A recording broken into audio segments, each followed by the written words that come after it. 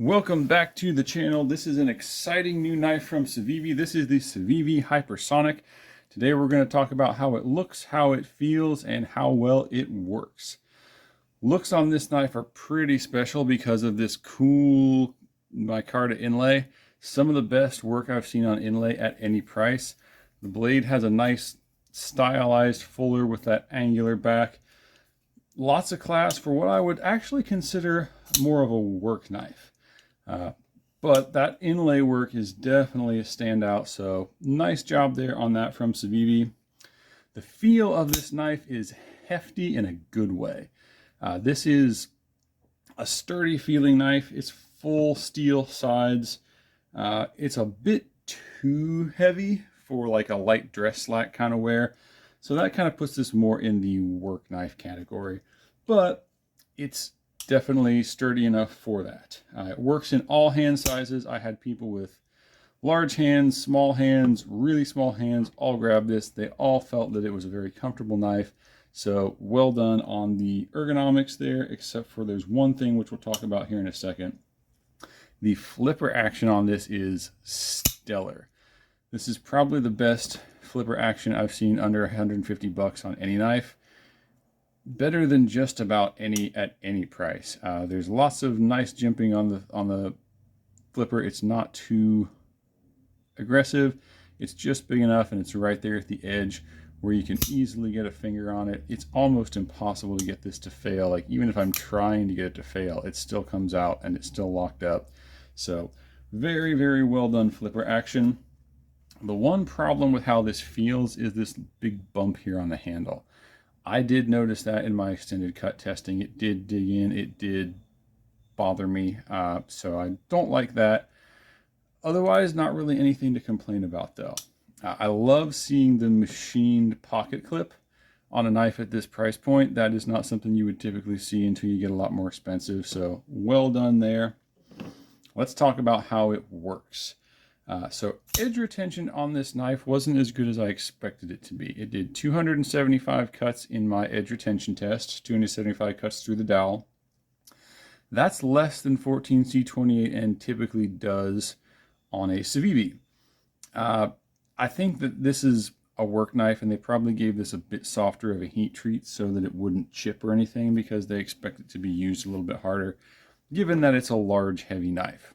I'm okay with that decision. 275 is still pretty good, although I would like to see a bit more.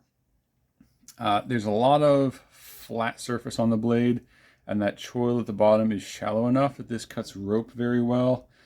When you're cutting on a flat surface, there's just enough of a belly to the blade and an angle to the handle where you can get more than just the tip on there. You can cut with this part of the blade there and do a good job. So it cuts well on a flat surface. It's just a very good all-around blade shape, and I like it a lot.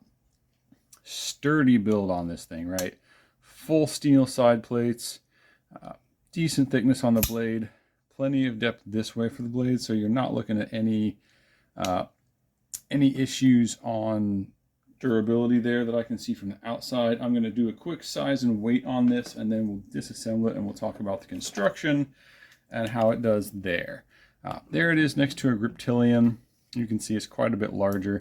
This is more in the Microtech MSI size range, so pretty large knife.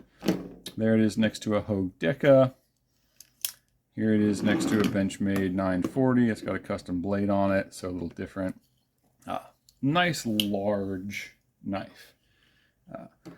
Let's dive into some construction details here. We're looking at the lock shelf first of all, and the frame lock. Extreme durability on that frame lock. That's a giant hunk of steel. Lock face is plenty large. Let's take off a side plate and see what we're looking at on the inside. Civivi's famous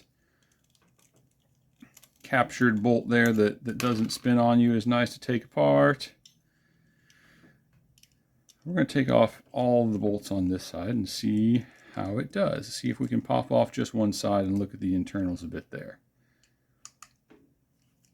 3 bolts per side that look like they're structural bolts. I do not think the pocket clip is a structural bolt on this one. kind of nice, given they obviously weren't worried too much about the weight on this.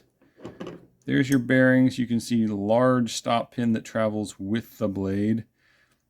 Yeah, this design here, where it's fully enclosed, does lend you to maybe capturing some pocket lint or something. So that's not perfect, but it's not bad either. It does guard it okay. There's the backspacer. This is G10, so they have tried to save some weight there. There is some skeletonizing in there as well. Given that this knife on my scale weighed 5.9 ounces, which is really heavy. So I'm glad they skeletonized it, but it's still heavy. So don't expect this to be a lightweight knife. Bearings are not overly large, but they're not small either. Given that this is a steel side plate, they didn't bother putting a washer in there. I like the fact that they have not skeletonized the blade at all for the bearings. Again, adds to some hard use chops. There's the lock face again, plenty large. So this knife is definitely built with an eye toward long-term durability. I like the decisions they've made on this knife as far as durability. There is the disassembly of that knife. Again, pretty straightforward, pretty simple. Is it a nice, hard-working knife? What are my overall conclusions? My conclusion is that this is an excellent work knife with classier than normal looks than what you normally take to work. If that is you, definitely give this knife a look. Doesn't hold an edge as well as some, but again, I'm guessing that's probably a on-purpose kind of design decision. So if you're okay with that not being the best edge holding out there, but you need a sturdy work knife with some classy chops, great knife. I'm gonna put a link for it down below. Check it out on Amazon. Give the video a like, subscribe, do all the YouTube stuff, and I hope that is a helpful and informative review.